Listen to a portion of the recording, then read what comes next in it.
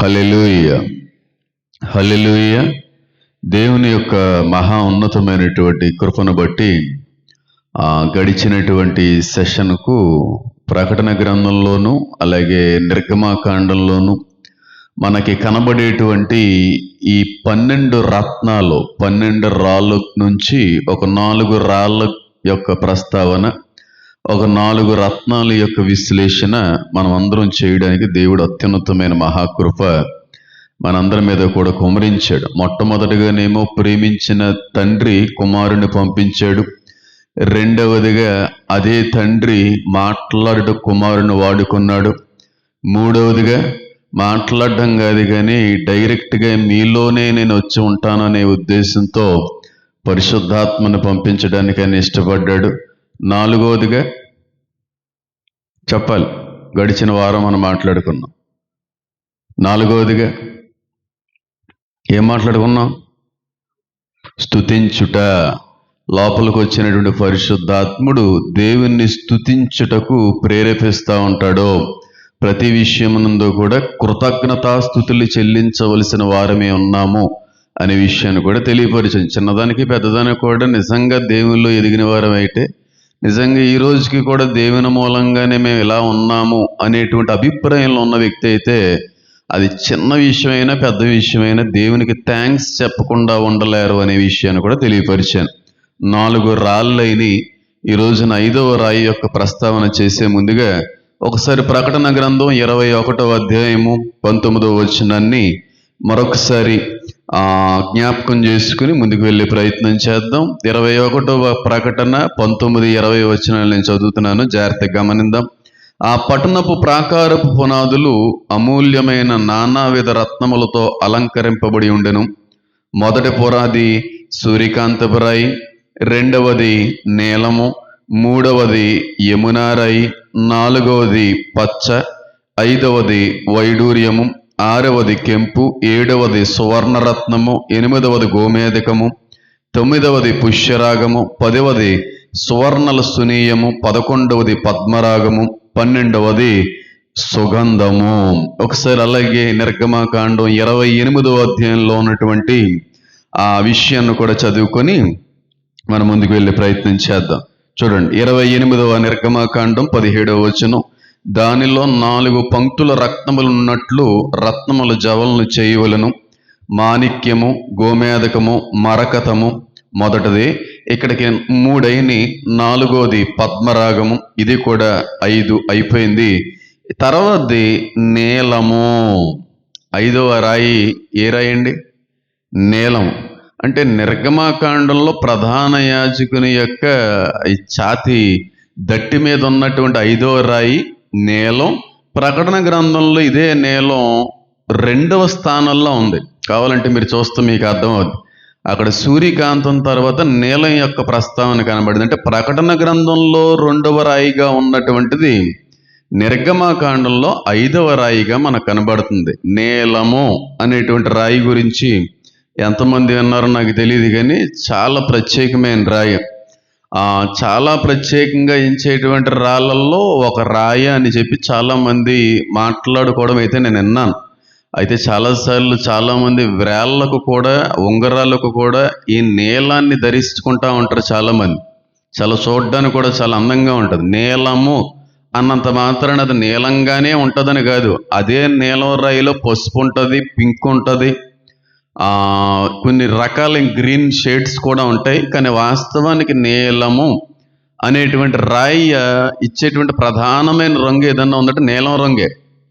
ఎందుకు ధరించుకుంటా ఉంటారంటే చాలామంది ఆర్థిక పరిస్థితి అంతా కూడా మెరుగుపడుతుంది అనేటువంటి ఉద్దేశంతో దీన్ని ధరిస్తూ ఉంటారు. రెండవదిగా అతి పురాతన కాలంలో రాజులు ఎక్కువగా దీన్ని ధరిస్తూ ఉండేవారు. ఎందుకంటే ఎక్కువ కాలం రాజ్యం చేయడానికి ఇది చాలా వరకు ఉపయోగపడుతూ ఉంటుంది. రాజ్యాధికారం, నేను నా వెనకటి వంశం కూడా ఎక్కువ కాలం నిలబడడానికి ఈ రాయి ధరించుకుంటే కొన్ని ఉపయోగాలు ఉంటాయి. అయితే యుద్ధానికి వెళ్ళే సమయంలో కూడా ఈ రంగురాయి ధరించుకోవడం వల్ల విజయం వస్తుంది అనే ఉద్దేశంతో ఆనాటి రాజులు కూడా ఈ రాయిని ధరించుకోవడానికి ఇష్టపడతా ఉండేవారు.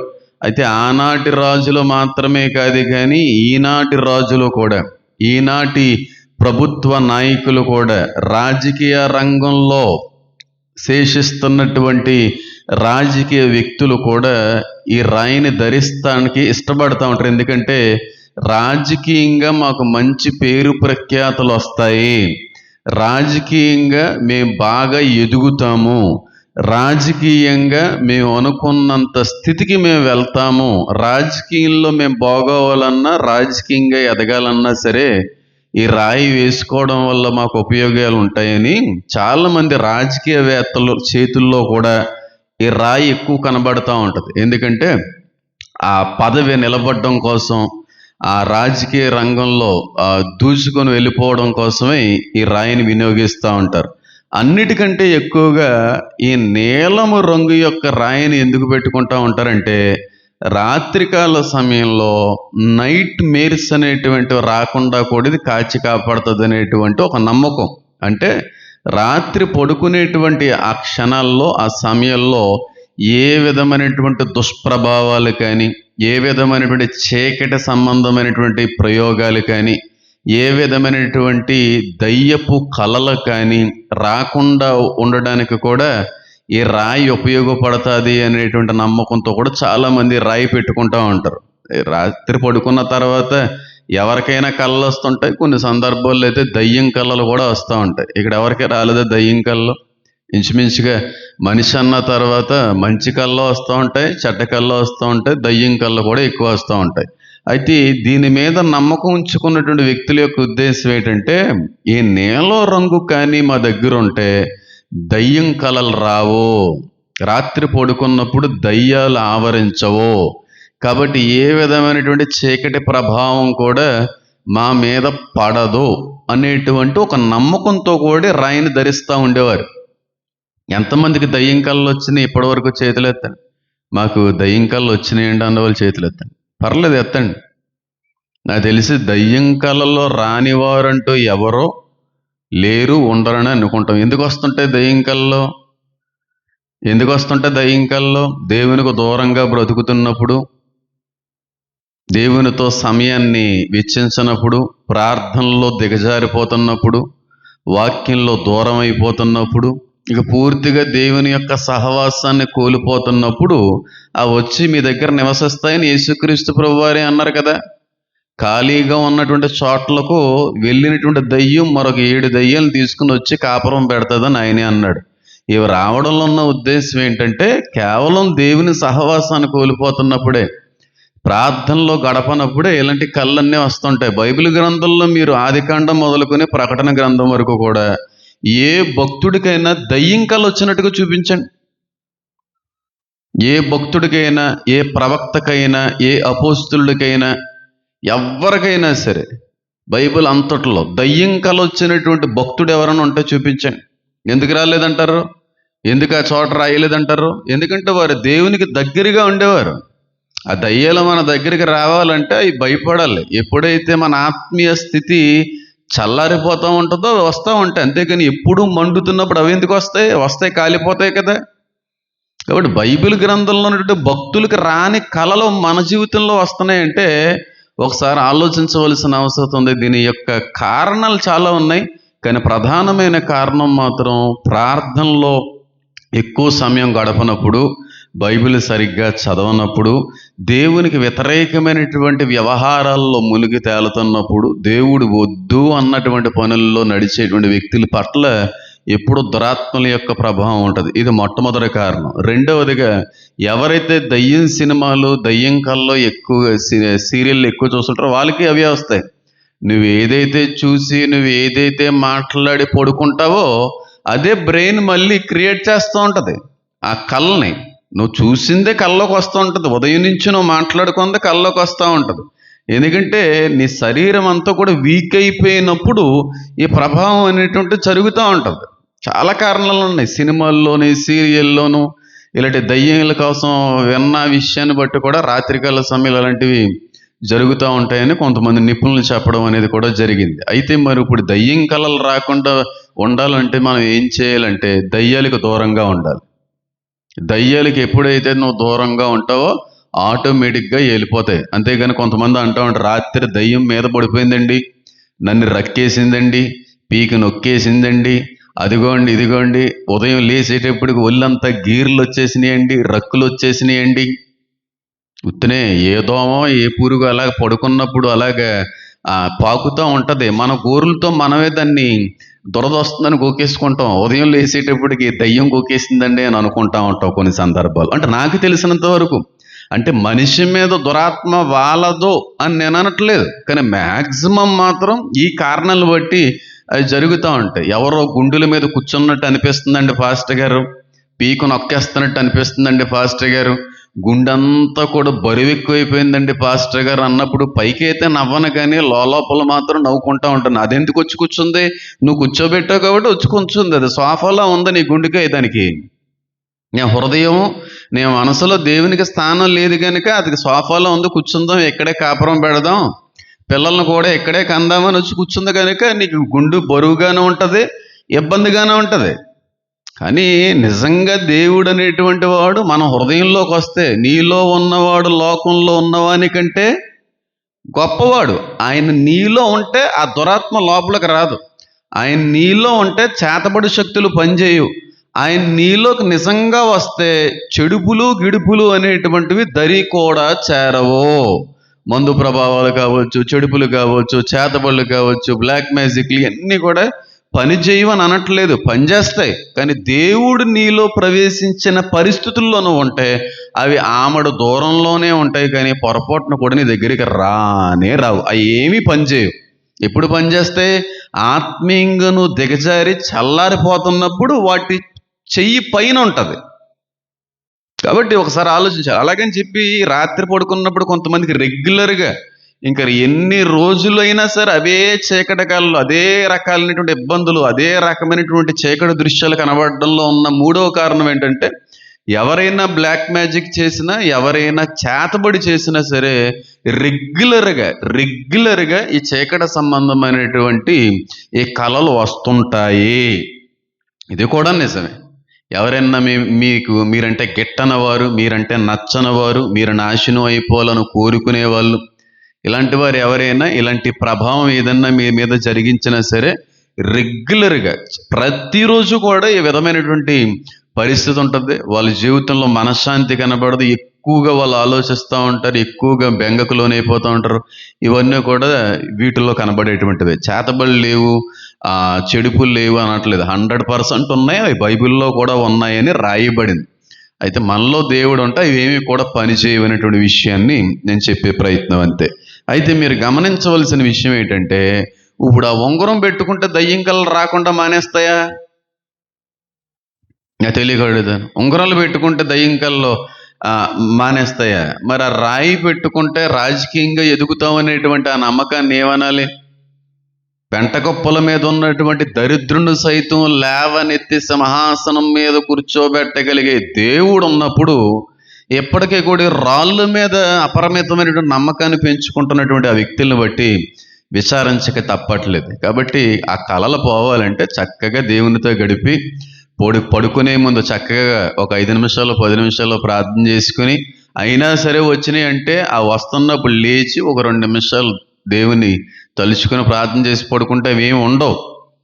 అంతేగాని వాక్య విరుద్ధమైనటువంటి పనులన్నీ చేసుకుని వెళ్తూ దయ్యాలు మా మీద వాళ్తున్నాయండి, రక్కేస్తున్నాయండి, పీకు నొక్కేస్తున్నాయండి, గుండెలు తొక్కేస్తున్నాయండి, రక్తం తాగేస్తున్నాయండి. రక్తమే తాగేస్తాయంట కొన్ని దయ్యాలు. వీళ్ళు చెప్పే మాటలు భలే ఉంటాయి. అదేనా దోమ రక్తం తాగేయడానికి? నాకు తెలియగడుగుతాను. సరే, ఇంతకీ ఈ నీలం రాయి గురించి వాక్యం మనకి ఏమి నేర్పించాలనుకుంటుంది? దీని నుంచి మనం నేర్చుకునేటువంటి విషయాలు ఏమైనా ఉన్నాయా అనే దానికంటే కూడా ఇది 5వ రాయిగా ఈ ప్రధాన యాజకుని యొక్క ఈ దట్టి మీద మనకి కనబడుతుంది. 5వ రాయి. కాబట్టి మనం ఎక్కడికి వెళ్ళాలి? యాకోబు గారి యొక్క కుమారులైన 5వ కుమారుడు గురించి మనం పరిశీలన చేయాలి. 4 రాయిలు మొదట 4 కుమారులను సూచిస్తూ ఉంది. ఆ 4 కుమారులు కూడా లేయా గారికి పుట్టినటువంటి 4 కుమారులు. ఒకసారి చూద్దాం, చూడండి. ఆదికాండం 29వ అధ్యాయం. 29వ అధ్యాయం అని ఎందుకన్నానంటే 29 కాదు, 30 అధ్యాయం నుంచి మనం చదవాలి. కానీ 29 ఆఖరి భాగాన్ని నేను చదువుతాను చూడండి. 35వ వచనం, 29, 35. ఆమె మరలా గర్భవతి అయి కుమారుని కని ఈసారి యెహోవాని స్తుతించదను అనుకుని యోధా అని పేరు పెట్టెను. అప్పుడు ఆమెకు కానుపు ఉడిగెను.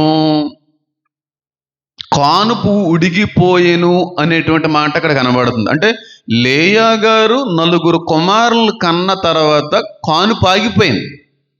మరి 5వ కుమారుడు ఎవరికి పుట్టారండి? 30వ అధ్యాయం నుంచి చదువుదాం చూడండి. రాహేలు తాను యాకోబునకు పిల్లలు కనకపోవుట చూచి తన అక్కయందు అసూయపడి యాకోబుతో నాకు గర్భఫలము నిమ్ము, లేని ఎడల నేను చచ్చేదను అనెను. యాకోబు కోపము రాహేలు మీద రగులు కొనడగా అతడు నేను నీకు గర్భఫలముని ఇయ్యకపోయిన దేవునికి ప్రతిగానున్నానా అనెను.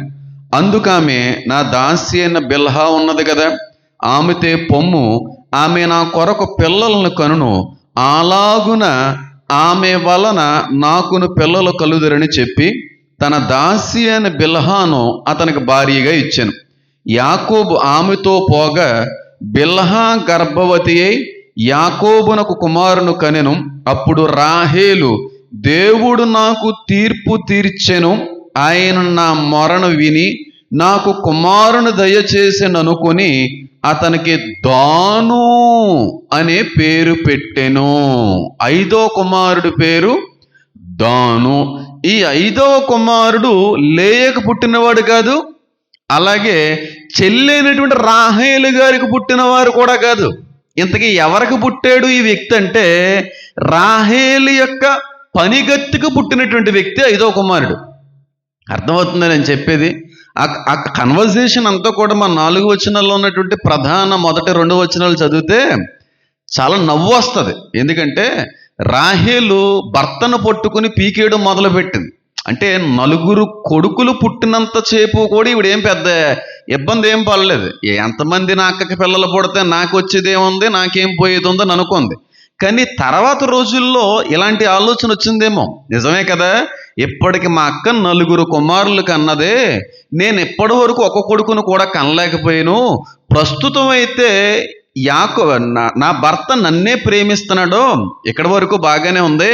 రేపు రోజున గొడ్రాల అని పిల్లల కానటువంటి దానా నీ వల్ల నాకేం ఉపయోగం ఉంది అని ఒకవేళ అంటే, మా యోధా మతంలో వంశావళికి ఎక్కువ ప్రాధాన్యత ఇస్తారు గనక ఈ రోజునున్నటువంటి ప్రేమ రేపు కానీ నా భర్త నుండి నేను కోల్పోయి 4 కుమారులు కన్నటువంటి నా అక్క దగ్గరికి వెళ్ళిపోతాడేమో అనే భయంతో అక్క మీద అసూయపడి నాకు పిల్లలు కావాలి అనే ఆలోచనలోకి వచ్చింది.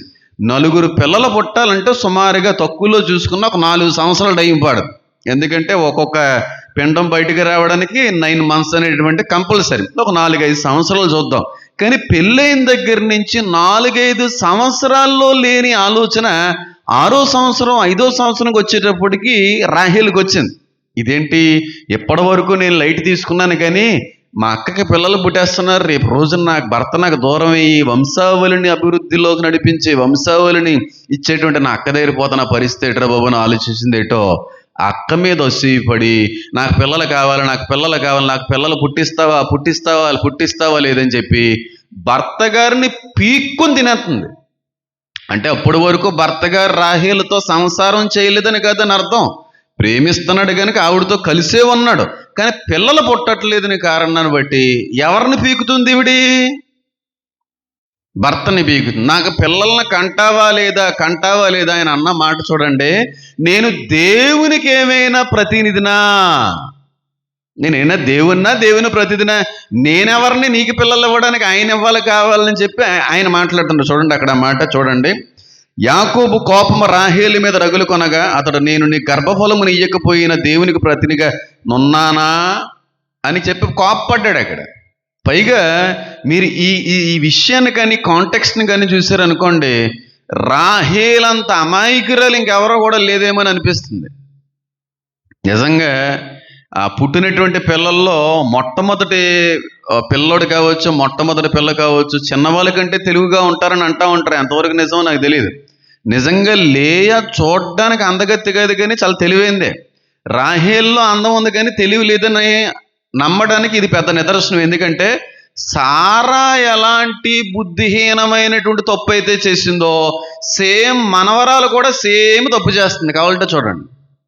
సారా ఎలాగైతే దేవుని మీద డిపెండ్ అవ్వకుండా దేవుడు చేసినటువంటి వాగ్దానాన్ని సైతం మరిచిపోయి ఇంక మనకు పిల్లలు పుట్టరేమో, ఇదిగో ఐగుప్తు నుంచి తెచ్చుకున్నటువంటి దాసి అయిన హాగరు ఉంది కదా, కాబట్టి నువ్వు వెళ్ళి ఆమెతో గడిపి ఆమె మూలంగా నాకు కుమారుని కనని అమ్మమ్మ గారు ఏ తప్పు అయితే చేశారో సేమ్ తప్పు మనవరాలు కూడా చేస్తుంది. కావాలంటే గమనించి, సారమ్మ ఎలాగైతే జ్ఞానం లేని బుద్ధిహీనమైనటువంటి తప్పు చేసిందో సేమ్ తప్పు రాహేలు కూడా చేస్తుంది. ఆల్రెడీ ఒకసారి మా నాన్నమ్మ గారు అమ్మమ్మ గారు ఎఫెక్ట్ అయ్యారు. దేవుడి మీద ఆధారపడకుండా, దేవుని అడగకుండా, దేవుని చిత్తం ఏంటో తెలుసుకోకుండా, దేవుని దగ్గర గడపకుండా, ఇంతకీ ఇది నేను చేసేటువంటిది దేవుడు ఆమోదించినదా కాదా అనేటువంటి ఆలోచన లేకుండా మా నాన్నమ్మ గారు ఈ పని చేసి ఇబ్బంది పడ్డారో, భయంకరమైన నష్టాన్ని తెచ్చిపెట్టుకున్నారో, అమ్మ బాబోయ్ ఆవిడ చేసిన పని మళ్ళీ నేను చేయకూడదురా బాబు అనేటువంటి జాగ్రత్త పడట్లేదు ఈవిడి. చూడండి ఎంత దారుణమైనటువంటి పరిస్థితి. నిజమే కదా. కొన్నిసార్లు మన పూర్వీకులు మనకి పాఠాలు నేర్పెళ్తారు, అవునా కదా. మన పూర్వీకులు, మన వెనకటి వారు మనకి పాఠాలు సూత్రాలు నేర్పెళ్తూ ఉంటారు. కొంతమంది అంటూ ఉంటారు పెద్దలు, వెనకాలవన్నీ వేసుకుని వచ్చారండి వీళ్ళు, వెనకాల తాత ఎలాగే ఉండేవాడండి, వెనకాల అమ్మమ్మ గారు అలాగే ఉండేవారండి, వెనకాల వీళ్ళ నాన్నగారు కూడా అలాగే ఉండేవారండి, సేమ్ ఆయన ఎలాంటి పనులు అయితే చేశాడో సేమ్ పనులు ఈ వ్యక్తి కూడా చేస్తుంటాడండి అని చెప్పి అంటుంటారు. నిజంగా రాహేలు జ్ఞానవంతురాలైతే ఖచ్చితంగా ఆ రోజున సారమ్మ చేసిన తప్పు చెయ్యకపోదును. సేమ్ సారమ్మ విషయంలో ఏ అజాగ్రత్త అయితే, ఏ తప్పు అయితే చేసిందో, సారమ్మ చేసినటువంటి తప్పుని బట్టి ప్రపంచానికి శత్రువును పుట్టించింది సారమ్మ. ప్రస్తుత శత్రువు, ఆనాటి శత్రువు కూడా, ఇజ్రాయేల్కి ప్రధానమైన శత్రువు. ఈ రోజున ఈవిడ చేసినటువంటి తప్పుని బట్టి ఇజ్రాయేలీల్లో ఒక భయంకరమైనటువంటి విగ్రహారాధన పుట్టించడానికి కారణమైన దానును కన్నదే. దాను సుమారుగా మన భారతదేశానికి సంబంధించిన సంతతిని, విగ్రహారాధనకు సంబంధికులని ఒకసారి నేను వాక్యం కూడా చెప్పే ప్రయత్నం చేశాను. కాబట్టి మనం ఏది చేసినా ఎవరి చిత్తాన్ని తెలుసుకోవాలండి. దేవుని చిత్తాన్ని తెలుసుకోరు కొంతమంది, దేవుని అడగరు కొంతమంది. నేను చెయ్యాలనుకుంటున్నటువంటి దేవుడి చిత్తమా ఇష్టమా అని చేయకుండా వాళ్ళకి అనిపించింది కనుక తొందరపాటుగా చేస్తూ ఉంటారు, తర్వాత తీవ్రమైనటువంటి పరిస్థితులు తెచ్చిపెట్టుకుంటూ ఉంటారు. సేమ్ అదే సారమ్మ చేసిన తప్పే మళ్ళీ రాహేలు చేసింది.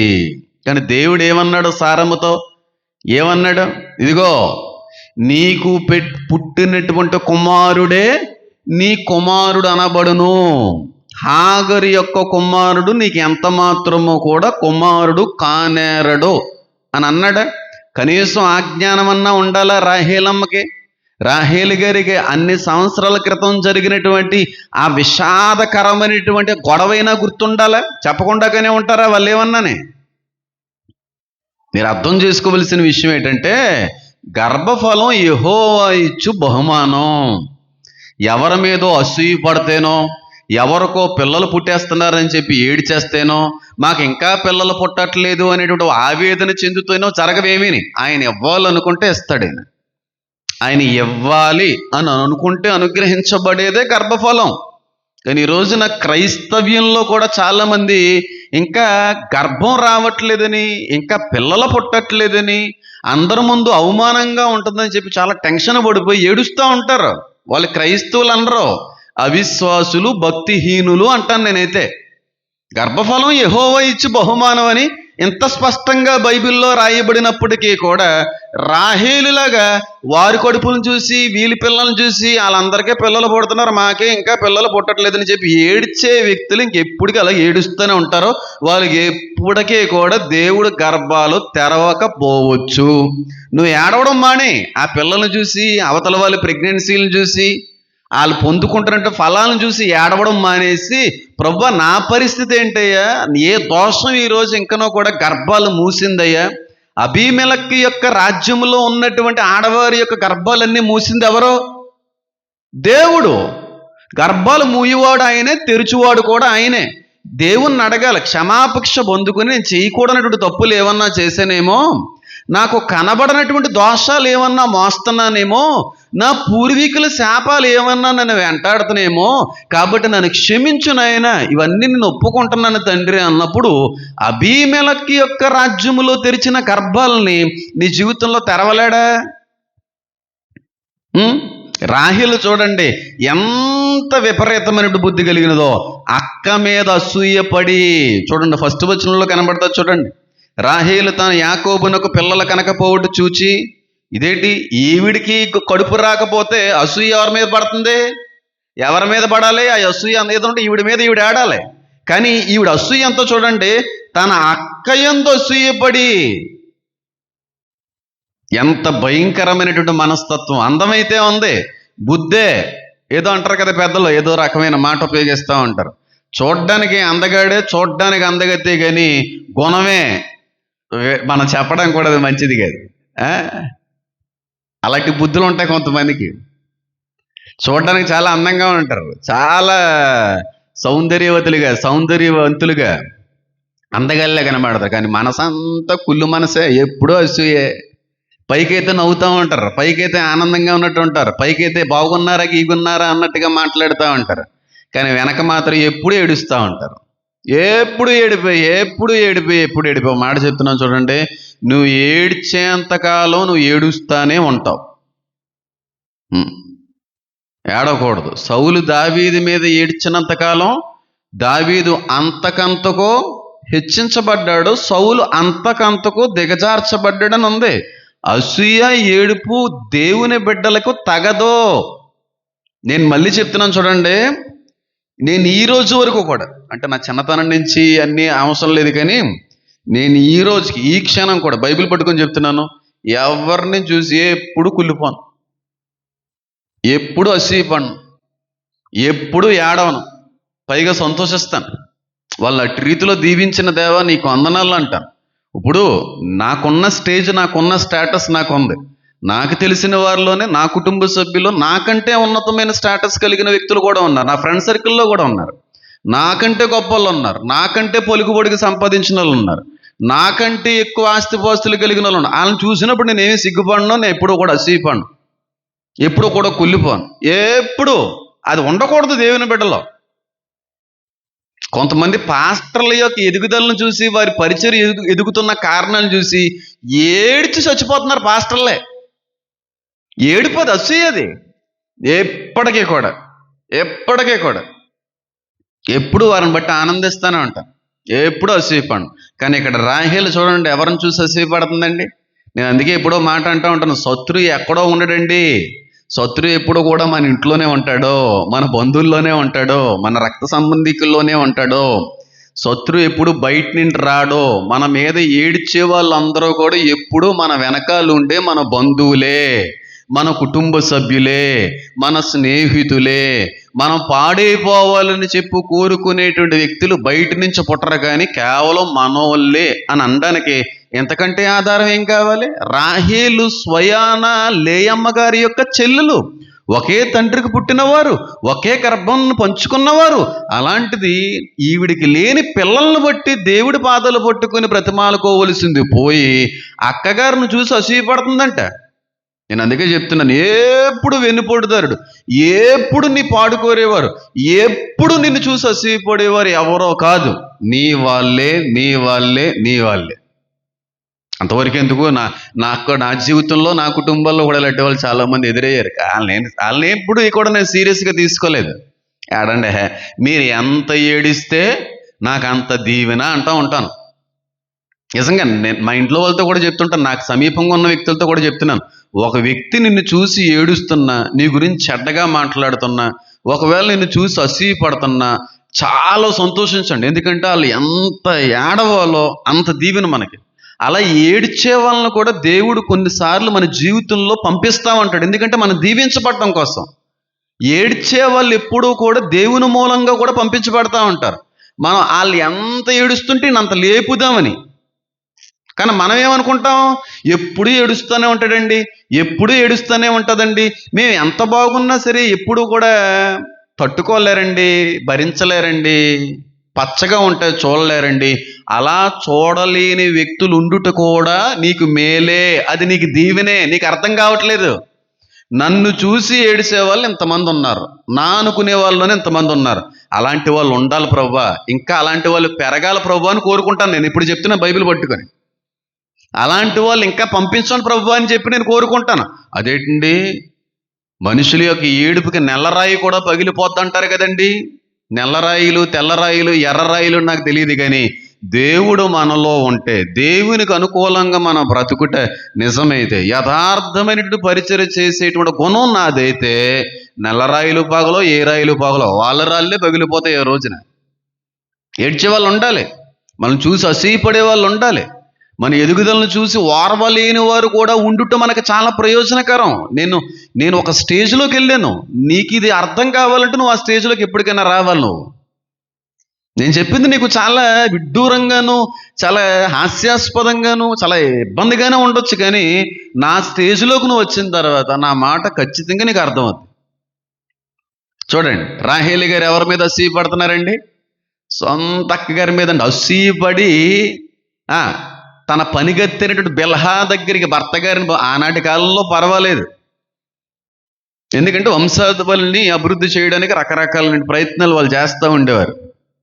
సరే, ఇక్కడ కామెడీ ఏంటంటే చూడండి, పనవని పంపించింది భర్త దగ్గరికి, భర్త గారికి పర్మిషన్ ఇచ్చి నువ్వు వెళ్ళి నా పనిగత్తి ఉంది కదా, బిల్హా ఉంది కదా, ఆవిడతో కలిసి ఒక కొడుకును కను అంటే కొడుకును కన్నాడు. కన్నా తర్వాత ఇప్పుడు ఎవరు ప్రార్థించాలి, ఎవరు మాట్లాడాలి? కన్నదేమో బిల్హా, కానీ ఇక్కడికి రాహేలు చూడండి.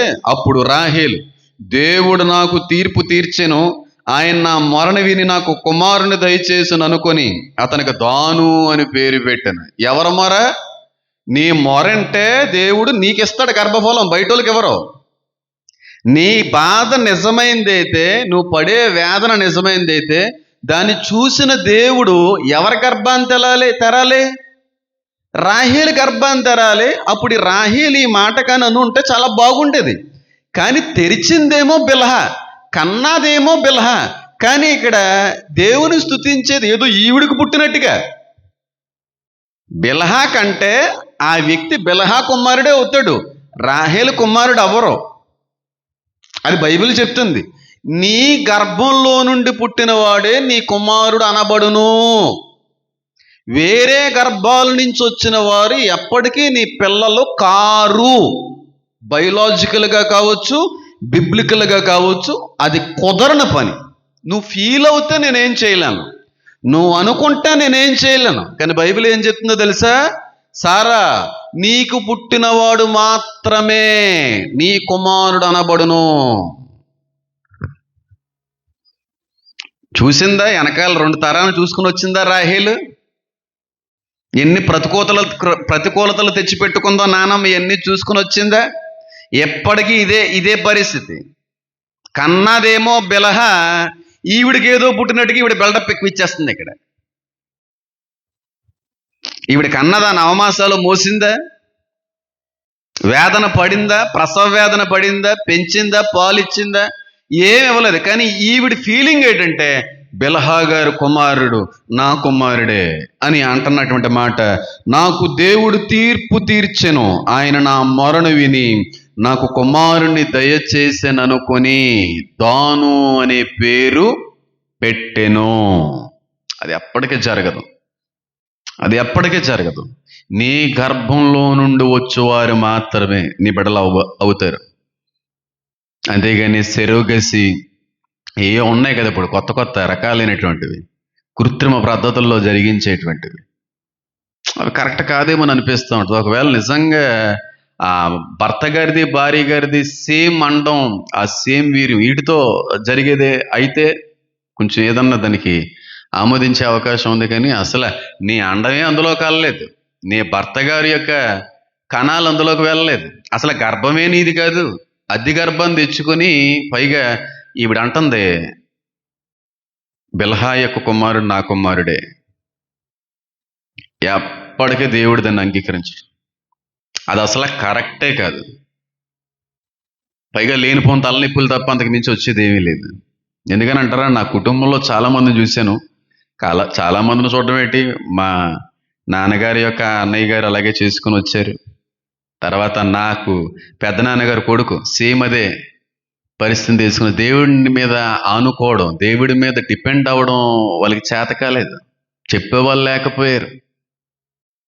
ఇప్పటికి ఏడుస్తున్నారు వాళ్ళందరూ కూడా. ఎంతైనా మనకు పుట్టినోళ్ళే మన పిల్లలు అవుతారు, కానీ అక్కడి నుంచి ఇక్కడి నుంచి తెచ్చుకుని దత్తత తీసుకుంటే ఎప్పటికైనా ఎఫెక్ట్ అయినండి బాబు, ఎప్పటికైనా నష్టమేంటి బాబు అని చెప్పి ఏడుస్తూ ఉంటారు. ఎంత ఏడుస్తున్నారో ఇప్పటికీ కూడా. ఎందుకంటే ఒక వయసు వరకు బాగానే ఉంటుంది, ఆ పిల్లలకి ఒక అవగాహన వస్తుంది, ఒక వయసు వస్తుంది. నా తల్లి పలానా, నా తండ్రి పలానా అనేటువంటి ఆ మాట కానీ విన్నారంటే జీవితంలో నిన్ను తల్లిగా తండ్రిగా వాళ్ళు అంగీకరించలేరు. మా అన్నయ్య పరిస్థితి అలాగే జరిగిందండి. మా అన్నయ్య గారి పరిస్థితి మీకు తెలుసు కదా. చెప్పేశారు, ఒరే మీ నాన్న మీ అమ్మ అనుకుంటున్నావు కానీ కాదురా, నేనురా నిన్ను కన్నది, నన్ను పిల్లరా అమ్మ అన్నది. అప్పటి నుండి మొదలవండి ఇంకా ఆ డైవర్షను, ఆ ప్రేమహీనత, ఆ వ్యక్తిని దూరంగా ఉంచుట ఎంత భరించలేకపోతుంటారు. ఇప్పటికి ఏడుస్తూ ఉంటారు, చాలా తప్పు చేసాం, చాలా తప్పు చేసాం. ఇప్పుడు ఇచ్చేసిన తర్వాత నేను తల్లిని తండ్రిని చెప్పుకోకూడదు. చెప్తే నువ్వు అన్యాయస్తురాయలువే. తెలియకూడదు. వాళ్ళకి తెలిస్తే ఎప్పటికైనా వాళ్ళు వెనక్కి వెళ్ళిపోతారు. అంతవరకు ఎందుకండి. ప్రసన్నయ్య గారు ఉన్నారు కదా, ప్రసన్నయ్య గారి యొక్క తాతయ్య గారు పేరైతే నేను చెప్పాలనుకోవట్లేదు, ఎందుకంటే వాళ్ళ బంధువులు అందరూ కూడా మన లైవ్ అంతా కూడా చూస్తూ ఉంటారు. పిల్లలు లేరు పాపం. ఎంత ధనికుడంటే, ఎంత ధనవంతుడంటే, మినిస్టర్ గారి వియ్యంకుడు అవుతారు కదా.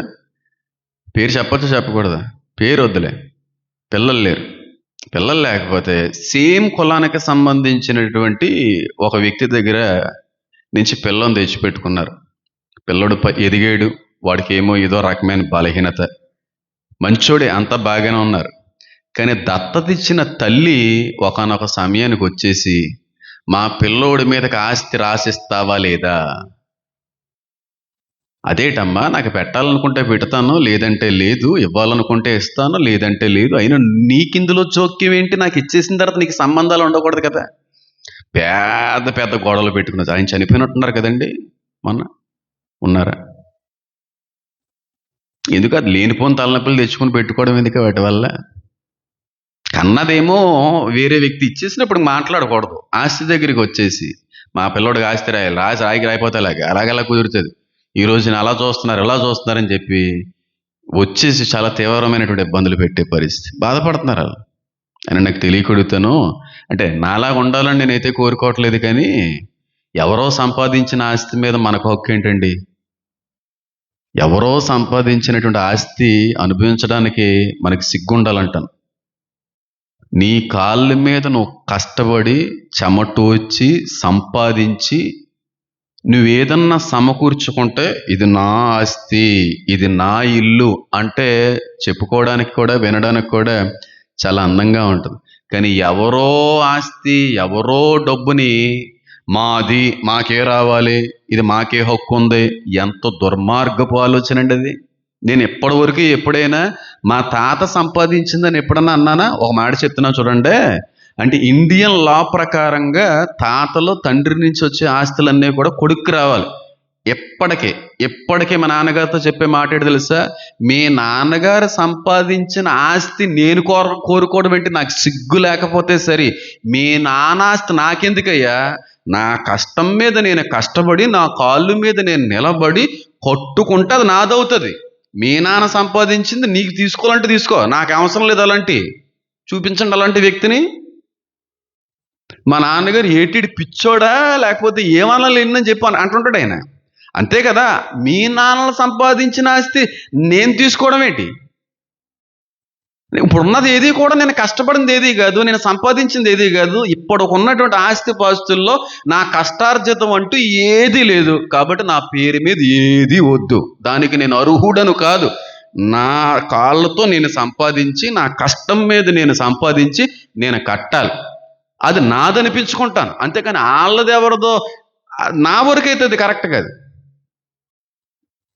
అది నాకు కరెక్ట్ కాదు. అందుకే సొదొమ గొమొర్రా మీద లోతు విషయంలో అబ్రహాం గారు యుద్ధం చేసి వచ్చేస్తున్నటువంటి సమయంలో అబ్రహాము చేసినటువంటి సహాయమును బట్టి సొదొమ రాజు వచ్చి ఏదో ఆస్తి ఇస్తానంటాడు. అబ్రహాం ఏమంటాడు తెలుసా? నాకు అవసరం లేదు నీ ఆస్తి. ఎందుకో తెలుసా?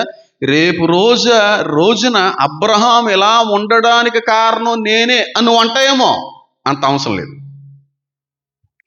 అది జెన్యున్నెస్ అంటే, అది బైబిలికల్ పెర్స్పెక్టివ్లో ఆలోచించవలసిన విధానం అంటే తల్లిదండ్రులను ఆశించడం తప్పని నేను అనట్లేదు.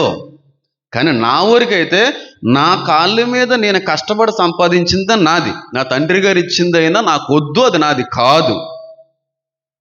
అందుకే ధైర్యంగా దర్జాగా ఎవరి ముందన్నా సరే నేను మాట్లాడగలను.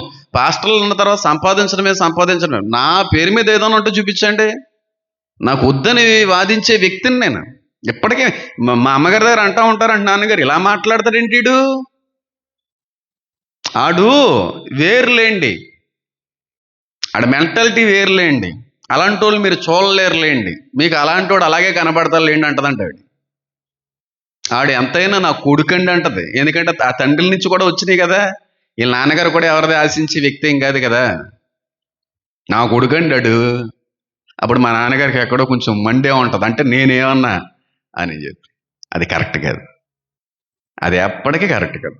అందుకే అంటున్నాం, నీ కష్టంతో నీ కాలు మీద నువ్వు సంపాదించింది నీకు తృప్తిని ఇస్తుంది, నీకు విలువని ఇస్తుంది, అన్నిటికీ మించి సమాజంలో నీకు గౌరవాన్ని కూడా తెచ్చిపెడుతుంది. అంతేగాని వెనకాల ఉంది కనుక మనం కష్టపడవలసిన పని ఏముంది? వాళ్ళు సంపాదించిన దాన్ని మనం అనుభవిందాం, అది దానంత దుర్మార్గపు ఆలోచన ఇంకోట్లేదు. నీ కాళ్ళ మీద నువ్వు నిలబడు, నువ్వు కష్టపడు, చెమటోర్చు, ప్రయాసపడు, సమస్యలు ఎదుర్కో, శ్రమలు అనుభవించు, ఇవన్నీ చేసి నీ కష్టం మీద నువ్వు సంపాదించి కట్టిన తర్వాత ఇది నాదంటే దానికి అందం ఉంటుంది. అంతేగాని ఎవడో సంపాదించింది నాకు రావాలి, నాకు కావాలి, ఇది దీని మీద నాకు హక్కు ఉంది, అది ఉంది, ఇది ఉంది అంటే దేవుడు పైనుంచి కింద వరకు మొత్తం చర్మం ఒలిసేస్తాడు. బిబ్లికల్గా అది ఏ విధంగా కూడా అగ్రి అయ్యేటువంటి విషయం కాదు. ఇప్పుడు ఏ పని చేసినా సరే రాహేల్లాగా బుద్ధిహీనమైన పనులు చేయకండి. మా తమ్ముడు కూడా ఇలాగే లేట్ అవుతుంది అనే విషయంతో ఎక్కడికో మాకు ఎవరికి కూడా చెప్పలేదు. ముంబై ఎక్కడికో వెళ్ళిపోయి ఒక బేబీ బాయ్ని తీసుకుని వచ్చి వాళ్ళు అడాప్ట్ చేసుకున్నారు. తప్పేమీ లేదు. అనాథలుగా మిగిలిపోయిన పిల్లల్ని తీసుకుని వచ్చి పెంచుకోవడం తప్పేం లేదు, అస్సలు తప్పేం కాదు. కానీ దత్తత తీసుకునేదే ప్రత్యేకమైన ఉద్దేశాలతో ఇవి చాలా జాగ్రత్త వహించాలి. ఇప్పుడు ఆ కుమారుడి యొక్క హెల్త్ సరిగ్గా బాగుంటలేదండి, చాలా ఇబ్బంది పడుతున్నారంట. దేవుణ్ణి అడగాలి కదా, క్రైస్తువులు ఏముండి దేవుని తెలుసుకోవాలి కదా, ఆయన చెత్తాన్ని తెలుసుకోవాలి కదా. బాగా చూస్తాడు మా తమ్ముడు, ఎంత బలహీనుడైనా చాలా చక్కగా చూస్తాడు. సొంత కుమారుడిలాగా చూస్తూ ఉంటారు. వాడు కూడా సొంత నాన్నగానే సొంత తల్లిగానే చూస్తూ ఉంటాడు. ఎందుకంటే వాళ్ళ ఆ బిడ్డన కన్న తల్లిదండ్రి కుమారుడికి తెలియదు, ఎప్పటికీ తెలియదు. అలా అయితే పర్లేదు, తెలిస్తే ఎప్పటికైనా ప్రమాదం, ఎప్పటికైనా ప్రమాదమే. ఇన్ని చూశాను నేను, ఇన్ని మా నాన్నగారు మా అమ్మగారు అందరం చూసేసి ఉన్నాం ఇవన్నీ. సరే, ఇప్పుడు చెప్పాలనుకుంటున్నటువంటి విషయం ఏంటంటే, 5వ కుమారుడు ఎవరికి పుట్టారండి? లేయా గారికి కాదు, రాహేలు గారికి అంతకంటే కాదు. మరి ఎవరి మూలంగా జన్మించాడు ఈ బిడ్డ అంటే, రాహేలు గారి యొక్క పనిగత్తైనటువంటి బిల్హాకి పుట్టినవాడే దాను. నీలము రాయి దానుకు సాదృశ్యంగా ఉంది. 5వ రాయి దాను అనగా హీబ్రూలో దిన్ అని పిలుస్తూ ఉంటారు. ఇంగ్లీష్లో అయితే డిఏ అని ఉంది, కానీ హీబ్రూలో DIN అని ఉంది. హీబ్రూ అనేది ఈనాటి లాంగ్వేజ్ ఏం కాదు, ఈనాటి భాష ఏం కాదు. ఆదాము కాలం నుండి కూడా కొనసాగించబడుతున్నటువంటి ప్రధానమైన మొట్టమొదటి లాంగ్వేజ్ అదే, దేవుని లాంగ్వేజ్ అది, హీబ్రూ అనేది. ప్రతి పదం వెనకాల కూడా అత్యున్నతమైనటువంటి మహా గొప్ప మర్మం, అర్థం దాగి ఉంటుంది. అంత అద్భుతమైనటువంటి లాంగ్వేజ్ హీబ్రూ లాంగ్వేజ్. అయితే దిన్ అనగా న్యాయము చేయువాడు అని అర్థం, జడ్జి చేయువాడు అని అర్థం.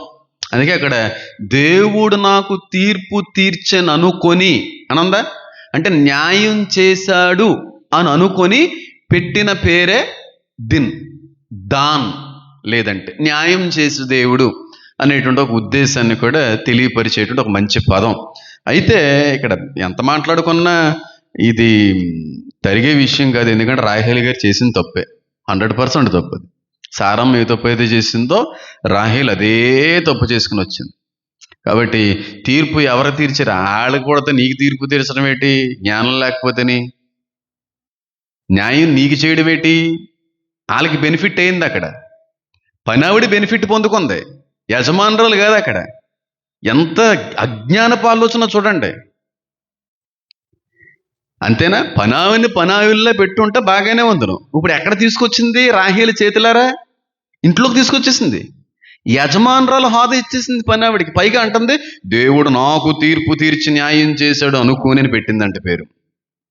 ఇలాగ అనుకోని మనం అనేసుకున్నంతకాలం ఇలాగే పాడైపోతుంటే జీవితాలు. ఎప్పుడు మనం అనుకోకూడదు. దేవుడు ఏమనుకుంటున్నాడో ఆలోచించండి. మీరు అనుకోవడం ఏంటి అసలని? అనుకుని ఇలా అనుకున్నామండి, దేవుడు చేశాడు అనుకుంటున్నామండి, దేవుడు ఇచ్చాడు అనుకుంటున్నామండి, దేవుడి వల్ల జరిగింది అనుకుంటున్నాం కాదు. నిజంగా ఇచ్చాడు అనేటువంటి అభిప్రాయం నిజమైతే దేవుడు ఇచ్చాడండి, దేవుడు అనుగ్రహించాడండి, దేవుడి మూలంగా జరిగిందని అంటాం. అనుకునేటువంటి మాట వెనకాలే ఉంది ఏంటి? అర్థం పర్థం లేనటువంటి వాదన అని చెప్పి న్యాయవంతుడు. అయితే దీనికి సంబంధించినటువంటి ఒక రెఫరెన్స్ను కోట్ చేసి నేను ముందుకు వెళ్ళే ప్రయత్నం చేద్దాం. చూడండి, ఒకసారి యాకోబు రాసినటువంటి పత్రిక ఒకసారి తీసి నేను ముందుకు వెళ్తాను. యాకోబు రాసినటువంటి పత్రిక 5వ అధ్యాయము 9వ వచనం, సహోదరులారా, మీరు తీర్పు పొందకుండు నిమిత్తము ఒకని మీదనొకడు సనగకుడి. ఇదిగో న్యాయాధిపతి వాకిట నిలిచి ఉన్నాడు. ఎవరున్నారంట వాకిటన? ఆ ఫుట్ నోట్లు కానీ మీరు చూస్తే 3వ సంఖ్య చూడండి, కింద తీర్పరి, తీర్పు తీర్చు యెహోవాను నేనే, న్యాయము చేయు దేవుడను నేనే అంటున్నాడు ఆయన. కాబట్టి 5వ రాయి నుంచి మనం నేర్చుకోవలసినటువంటి పాఠం ఏంటంటే, న్యాయము చేయు దేవుడు మనతోనే ఉన్నాడో, మనలోనే ఉన్నాడో. ఎక్కడుందంట? వాకిట పొంచి ఉన్నాడంట. ఎవరో? దేవుడు. చూడండి, ఇదిగో న్యాయాధిపతి వాకిట నిలిచి ఉన్నాడు. ఎప్పుడైతే పరిశుద్ధాత్మనిది దేవుని మూలంగా మనం పొందుకున్నామో, ఎప్పుడైతే పరిశుద్ధాత్మ మూలంగా దేవుని స్తుతించుట అనేటువంటిది మొదలు పెట్టామో, దేవునితో ఎప్పుడైతే కలిసి ఒకటగా మనం మారిపోయామో, మనం పడేటువంటి నింద, మనం పడే సమస్య, మన శ్రమ, మన ఇబ్బంది అంతటినీ కూడా చూసి న్యాయం చేసే దేవుడైనా. ఇప్పుడు అర్థమైంది నేను చెప్పింది? న్యాయం ఆయన చేస్తాడు. మీరు న్యాయం ఎక్కడ జరగాలనుకుంటున్నారో? కోర్టులో జరగాలనుకుంటున్నారు. న్యాయం ఎక్కడ జరగాలనుకుంటున్నారో? పోలీస్ స్టేషన్లో జరగాలనుకుంటున్నారు. న్యాయం ఎక్కడ జరగాలనుకుంటున్నారో? నలుగురు పెద్దల మధ్యన తీసుకొస్తేనే కానీ జరగదనుకుంటున్నారు. కానీ దేవుడు వాక్యం ఏం సెలవిస్తుందో తెలుసా? ఆయన వాకిట నిలిచి ఉన్నాడంట. ఎవరో? న్యాయాధిపతి. వాకిట అనే పదం ఎందుకు ఉపయోగించబడిందంటే, నీ ఇంటిలో, నీ జీవితంలో, నీ కుటుంబీకుల మధ్యన జరిగే సమస్తాన్ని కూడా చూచుచున్నవాడు అని అర్థం. అది కానీ న్యాయం జరగట్లేదండి. మా యొక్క వేదన అర్థం చేసుకునే వాళ్ళు ఎవరో లేకపోయారండి. మేము ఎంత నలుగుతున్నామో, ఎంత బాధపడుతున్నామో, మానసికంగా ఎంత కృంగిపోతున్నామో, మేము ఎంత భయంకరమైన శ్రమను అనుభవిస్తున్నామో, ఎన్ని సమస్యలు గుండా మేము వెళ్తున్నామో, మేము లోపల ఎంత ఇబ్బంది పడిపోతున్నామో ఎవ్వరూ చూడట్లేదండి అనే మాట అంటాం నిజమైన క్రైస్తవుడు, పరిశుద్ధాత్మను పొందుకున్నవాడు. ఏమంటాడు తెలుసా? ఆయన చూస్తున్నాడు కదండి, న్యాయం చేస్తాడు కదని అంటారు. అదే జరుగుతుంది ఇక్కడ. నిజంగా పరిశుద్ధాత్మను పొందుకున్న వ్యక్తివైతే, నీ వేదన నిజమైందైతే, నీ అంగలార్పు నిజమైందైతే, నీకొచ్చిన కష్టం నిజమైందైతే, నువ్వు బాధపడేటువంటి బాధలో నిజంగా నీతియుక్తమైనటువంటి బాధపడే వ్యక్తివైతే, ఆయన న్యాయం చేస్తాడా చేయడా? 100% చేస్తాడు ఆయన.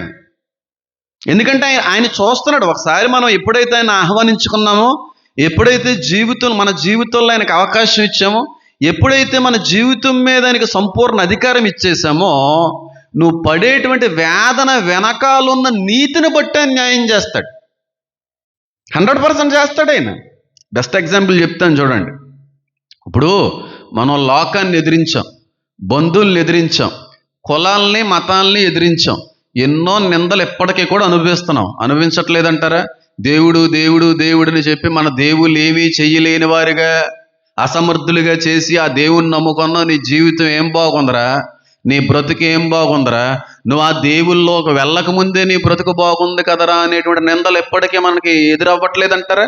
మన బంధువులు దేవుని నమ్ముకున్న కారణాన్ని బట్టి మనల్ని దూషించట్లేదంటారా? సమాజం మనల్ని వేలెత్తి చూపట్లేదంటారా? ఇంతమందిని కాదని ఇంతమందిని ఎదిరించి లేదు లేదు లేదు, యేసుక్రీస్తు ప్రభువారే నిజమైన దేవుడు, ఆయన్నే నేను వెంబడిస్తానని చెప్పి ఆయన చెయ్యి పట్టుకుంటే ఆయన చూసి చూనట్టు వదిలేస్తాడా? ఆయన చూసి చూనట్టు వదిలేస్తాడా? న్యాయం జరిగించడా? బెస్ట్ ఎగ్జాంపుల్ చూడండి. అంటే నేను ఏ పార్టీలకి కూడా అనుకూలమైనటువంటి వ్యక్తిని కాదు. అసలు నేను ఎలక్షన్స్లో ఓటేయను, మీ అందరికీ తెలుసు. ఎందుకంటే అది నాకు ఇష్టం లేని కాన్సెప్ట్. మీకు చెప్తాను ఏమని, ప్రార్థన చేయండి, మీకు ఏ ప్రేరేపణ వస్తే ఆ ప్రేరేపణ కొలిది మీరు ఓటేయండి అంటాం. కానీ నేను ఎప్పుడో కూడా స్పెసిఫిక్గా చెప్పడానికి ప్రయత్నించి నేను అసలు ఓటేయను. ఫస్ట్ ఆఫ్ ఆల్ ఇది మళ్ళీ ఏమైనా ప్రమాదం అవుద్దేమో నాకు తెలియదు. అయితే చెప్పాల్సింది ఏంటంటే, రీసెంట్గా అంబటి రాంబాబు గారిని వైఎస్ఆర్సీపీ క్యాడర్లో మంచి పొజిషన్ ఉన్న వ్యక్తి, మంచి స్పోక్స్ పర్సన్. నేను ఆ పార్టీకి నిలబడిన వ్యక్తి. తెలుగుదేశంలో అలాగైతే చాలామంది స్పోక్స్ పర్సన్స్ ఉన్నారు. అలాగే యనమల రామకృష్ణ గారు తెలుగుదేశం పార్టీలో, అలాగే చాలా చాలా మంది ఉన్నారు, ఒకలో ఇద్దరని కాదు కానీ చాలామంది. అలాగే అంబటి రాంబాబు గారు వైఎస్ఆర్సీపీకి ప్రత్యేకమైనటువంటి పాత్ర పోషిస్తూ ఉంటారు. ఆయన మీద రీసెంట్గా ఏదో ఎలిగేషన్ ఏదో జరిగింది. చంద్రబాబు నాయుడు గారి మీద మాట్లాడకూడనటువంటి దూషణకరమైన మాట మాట్లాడడం జరిగింది. అది కరెక్ట్ కాదు, నేను కూడా దాన్ని ఖండిస్తాను. అయితే ఆ కారణాన్ని బట్టి ఈయన మీద ఎఫ్ఐఆర్ ఏదో నోట్ అయ్యి తర్వాత జైలుకి ఏదో తీసుకుని వెళ్ళడం జరిగింది. ఇంకా ఆ ఇంటి పరిస్థితి అంతా కూడా చాలా ఇబ్బందికరమైన పరిస్థితిగా మారిపోయింది. అయితే అంబటి రాంబాబు గారు ఎవరి మీద అపారమైన నమ్మకాన్ని పెట్టుకున్నాడు? ఆయన అధ్యక్షుడైనటువంటి జగన్ గారి మీద అపారమైన నమ్మకం. ఆయన కోసమే, మా అధ్యక్షుడి కోసమే కదా అని చెప్పి ఉద్దేశంతో ఆయన ముందుకెళ్ళాడు. ఇప్పుడు నిజంగా ఆయన అధ్యక్షుడు సరైన వ్యక్తి అనుకో స్పందించారు. జగన్ గారు నిజంగానే స్పందించారు. అంబటి రాంబాబు గారు ఫోన్ చేశారు, ఏం జరుగుతుందని తెలుసుకున్నారు. నిన్న ఎప్పుడో వాళ్ళ ఇంటికి కూడా వెళ్ళి పరామర్శించడం అనేటువంటి జరిగిందంట. అంటే నేను చెప్పేటువంటిది ఏంటంటే, నేను చెప్పాలనుకున్నది ఏంటంటే, ఒక సాధారణమైనటువంటి రాజకీయ సంబంధమైనటువంటి వ్యక్తినే ఆ పైన ఉన్నటువంటి అధ్యక్షుడు చూసి చూడనట్టుగా వదిలేకపోతే, ఇంతమందిని ఎదిరించి నా కోసమే కదా ఇంత ఇబ్బంది పడుతున్నాడు, ఇన్ని విధాలుగా నలిగిపోతున్నాడు అని తెలిసిన దేవుడు మనల్ని పట్టించుకోకుండా, మనల్ని చూసి చూడనట్టుకుండా, మనం పడేటువంటి వేదనను అస్సలు ఆయన కనిపెట్టకుండా ఉండే దేవుడు అని అనుకుంటున్నారా? ఒక ప్రతిపక్ష నేతగా ఉన్నటువంటి వాడే అంత అద్భుతంగా స్పందించినప్పుడు దేవుడు ఎందుకు న్యాయం చేయడం అనుకుంటున్నారు? దేవుడు ఎందుకు పట్టించుకోవడం అనుకుంటున్నారు? దేవుడు ఎందుకు ఇంటరాక్ట్ అయ్యి నీ జీవితంలో వచ్చినటువంటి ఆ విషయంలో విడుదల ఎందుకు అందించడం అనుకుంటున్నారు? ఎందుకంటే నువ్వు ఆయన కావాలని ఎప్పుడైతే చేయి పట్టుకున్నావో ఎప్పటికీ కూడా నీ చేయి విడిచి వెళ్ళిపోయే దేవుడు కదే. ఎందుకంటే ఆయన మీద నమ్మకం పెంచుకున్నావు గనక ఖచ్చితంగా ఆయన పోరాడతాడు నీకోసం, నీ విషయంలో ఆయన న్యాయం చేస్తాడు ఆయన. ఎందుకంటే అందరినీ కాదనుకున్నావు గనక, ఆయనే కావాలనుకున్నావు గనక చూసి చూన్నట్టుగా దేవుడు ఎందుకు ఉంటాడు అనుకుంటున్నావు? అస్సలు న్యాయం జరిగిస్తాడు. ఈ రోజున్న సమస్యలు, ఈ రోజున్న శ్రమలు అదే విధంగా ఉండిపోతాయని మీరు అనుకుంటున్నారేమో. నీ హృదయాంతరంగాల్లో ఉన్నటువంటి వేదన నీతియుక్తమైనది అయితే, నువ్వు పడేటువంటి బాధల్లో నిజాయితీ ఉంటాయి, నిజంగా నువ్వు అనుభవించేటువంటి సమస్య శ్రమలో నిజమైన కారణం ఉంటే ఖచ్చితంగా చేస్తాడు ఖచ్చితంగా. నేను ఎంత ఏడుస్తున్నానండి, ఎంత బాధ అనిపిస్తున్నానండి, ఎన్ని మాటలు పడ్డానండి, ఎంతగా నన్ను ఇబ్బంది పెట్టారండి, కరెక్టే, ఈ వేదనంతా నువ్వు అనుభవించేదే. కానీ ఆ వేదనలో నీవుగా కరెక్ట్గా అనిపిస్తుంది నీకు, కానీ నీవుగా కదా కరెక్ట్గా అనిపించుకోవాల్సింది. నువ్వు పడే వేదన వెనకాల ఎంత నీతి ఉందని ఆయన కరెక్ట్ అనిపించాలి. కానీ మనం చేసే పని ఏంటో తెలుసా? మన వేదన నిజమే కదా, నా సమస్య నిజమే కదా, వాళ్ళ అన్న మాటలు మనం పడుతున్నాం కదా, నిజంగా నేనే అన్యాయస్తురాలుగా అయిపోయాను కదా, నేనే అన్యాయం చేయబడ్డాను కదా, నేనే ఈ రోజున అన్ని కోల్పోయాను కదా, నేనే కదా, నా పోరాటంలో నిజం ఉంది కదా, నా వేదనలో నిజం ఉంది కదా, నా ఏడుపులో నీతి ఉంది కదా నువ్వు అనుకుంటున్నావు. నీ పక్షాన నువ్వు కరెక్ట్గా నువ్వు అనుకుంటున్నావు. కాదది నువ్వు అనుకునేది కరెక్ట్, నువ్వు అనుకోకూడదు, ఆయన అనుకోవాలి. నీకు అది కరెక్ట్గా అనిపిస్తుంది, నీ ఆలోచన నీకు కరెక్ట్గా అనిపించవచ్చు, నువ్వు చేసే తలంపు నీకు కరెక్ట్గా అనిపించవచ్చు, నువ్వు పడేటువంటి మాట, నువ్వు అనుభవించినటువంటి అవమానం నీకు కరెక్ట్ అనిపించవచ్చు, అందుకు బాధపడుతున్నావు, నీ వరకు అది కరెక్టే. కానీ నీ బాధ వెనకాల ఎంత నీతి ఉందో అది ఎంతవరకు కరెక్ట్ అని ఆయన చెప్పాలి. నువ్వు అనుకోకూడదు, నువ్వు ఫీల్ అయిపోకూడదు. నేను చేసేది కరెక్టే, నా ఆలోచన కరెక్టే, నేను ఏం చేసినా కరెక్టే, ఎంత ఇబ్బంది పడ్డానో, ఎంత బాధలు పడ్డాను, ఎంత చేశాను కాబట్టి ఆ వ్యక్తులతో అలా ఉండడం కరెక్టే. నీకు నువ్వు కరెక్ట్గా అనుకోవడమే పెద్ద పాపం. అది అధిక నీతిమంతుడివై ఉండకము. నీ బాధలో అసలు సిసలైన కారణం ఆయనకి తెలుసు. నీ బాధ నిజమైందా, నీతి కలిగినదా, యథార్థమైందా, నువ్వు పడేటువంటి బాధ వెనకాల నిజంగా నిజం ఉందా లేదా, నిజంగా కరెక్ట్ ఉందా లేదా, యథార్థత ఉందా లేదని చెప్పి ఆయన నీకు న్యాయం చేస్తాడు. అంతేగాని నువ్వు ఏడుస్తున్నావని, నువ్వు బాధపడుతున్నావని, నువ్వు వేదన పడుతున్నావని దేవుడు వచ్చి ఏం న్యాయం చేయడు. నువ్వు పడే వేదనలో నీతి ఎంతవరకు ఉందని ఆయన కరెక్ట్గా అనిపిస్తేనే న్యాయం చేస్తాడు. బాగా గుర్తుపెట్టుకోండి మాట. నీ ఏడుపులో ఎంత న్యాయం ఉంది, నీ వేదనలో ఎంత న్యాయం ఉంది, నీ ఘోషలో ఎంత న్యాయం ఉంది, నీ అంగలార్పులో ఎంత న్యాయం ఉంది, నువ్వు పడే వేదన కృంగుదలలో ఇంతకీ ఎంత న్యాయం ఉంది, నువ్వు కరెక్ట్గా ఆ విషయాన్ని బట్టి పడుతున్న బాధ నిజంగానే కరెక్టేనా, నిజంగానేది దేవుడి దృష్టిలో ఆమోదించినదేనా అని చూసి న్యాయం చేస్తాడు. అంతేగాని నీకు అనిపించింది గనుక, నువ్వు అనుకున్నావు గనుక అది కరెక్టే అని నీకు కానే కాదు. ఇలా మాట్లాడడాన్ని బట్టి చాలామంది ఫీల్ అవ్వచ్చు. నాకేం ఫీలింగ్ ఉండదు అలాంటిది. నీ ఫీలింగ్తో ఆయనకి పనే ఉంది, గాడిద గుడ్డు. ఇలా మాట్లాడుతున్నాను ఏమనుకోకండి. నీ బాధతో ఆయనకి పనే ఉంది. నీ బాధ కరెక్ట్ బాధ కాదా, నీ ఇన్నర్ ఇబ్బంది అనేటి దాని వెనకాల ఉన్నటువంటి కారణం నిజమైందే కదా. నువ్వు బాధపడడంలో, నువ్వు కృంగిపోవడంలో, నువ్వు వేదన పడడంలో 100% కూడా న్యాయం ఉందా లేదా అని చూసి న్యాయం చేస్తాడు. నువ్వు ఏడుస్తున్నావు న్యాయం చేయడేమి, నువ్వు బాధపడుతున్నావు న్యాయం చేయడేమి, నువ్వు కృంగిపోతున్నావు న్యాయం చేయవు. ఆ కృంగుదన వెనకాల ఎంతవరకు అని కరెక్ట్ ఉంది. దేవుడు నువ్వు అనుకున్న యాంగిల్లో ఆలోచించడండి. దేవుడు ఎప్పుడూ కూడా ఆయన యాంగిల్లో ఆలోచిస్తుంటాడు. మా అమ్మగారు ఎప్పుడు కూడా మాట అంటారు, మా అమ్మగారు అంటుంటారు ఈ మాట, ఒరే ఒకరు ఇలాగ ఒక వ్యక్తి మీద చెప్పారని అదే పట్టుకుని ఆ వ్యక్తిని వాళ్ళు చెప్పిన మాటను బట్టి చూడడం తప్పురే, తప్పది. వాళ్ళ యాంగిల్లో వాళ్ళు ఏం చెప్తున్నారో కూడా వినాలి నువ్వు. వీరు వాళ్ళ మీద ఉన్న అభిప్రాయాన్ని చెప్పుకున్నారో వాళ్ళని కూడా అడగాలి నువ్వు.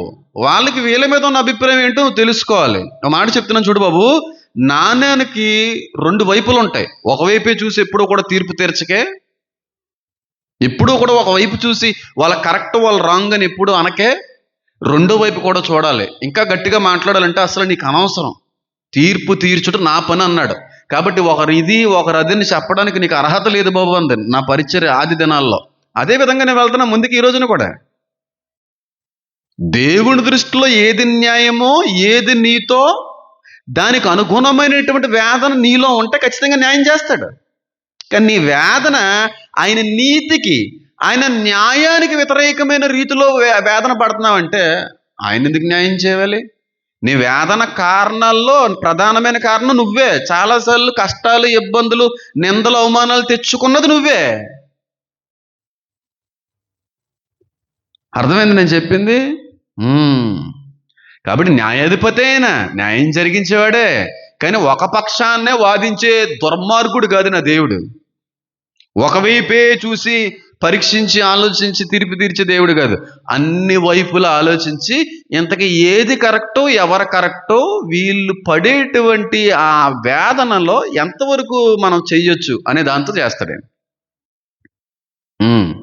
మన ఆలోచనలు వేరు, ఆయన ఆలోచనలు వేరు.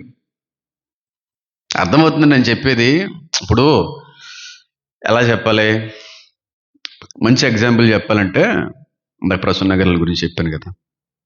ఆవిడ బయటికి వెళ్ళిపోయి చాలా శాపనార్థాలు పెట్టేసి, చాలా అవమానించేసి, చాలా బూతులు తిట్టేసి ఏమన్నదంటే మోసగాళ్ళకి వేసగలనట్టుగా తిట్టేసిందంట.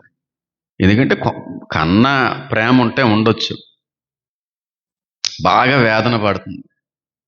దేవుడు ఈవిడ విషయంలో ఏ విధమైన న్యాయం జరిగిస్తాడు ఒక మానవుడిగా మనం ఆలోచిస్తే? ఒకరికి సంపూర్ణంగా నువ్వు వాళ్ళ చేతికి అప్పచెప్పో, నువ్వు ఎందుకు అప్పచెప్పో వాళ్ళ చేతికి? ఎందుకని చెప్పు, ఆ ముసలోడికి ఫుల్గా ఆస్తుందనే కదా. కానీ లోకానికి ఈవిడ బాధ కరెక్ట్ అనిపిస్తుంది. కాదు, దేవుడు ఆ దృష్టిలో ఆ కోణంలో ఎప్పుడో కూడా చూడ్డం. నీ ఇంటర్నల్ ఫీలింగ్, నీ భావన, నువ్వు నీ మొత్తం కొన్ని సంవత్సరాల నుంచి కూడా ఉన్నదంతా కూడా ఆయన చూసుకుంటూ వస్తాడు. కానీ సమాజం వాళ్ళకి మద్దతుగా పలికారు. కానీ ఆవిడ ఇన్నర్ ఫీలింగ్ ఎప్పుడంటే బయట మొనపడింది, ఎలాగెవరు అనేటువంటి మాట. మీకు అర్థమైందని నేను చెప్పేది? నేను చెప్పే విధానం మీకు అర్థవంతంగా లేకపోయిందేమో తెలియదు, కానీ అర్థమైతే సంతోషమే.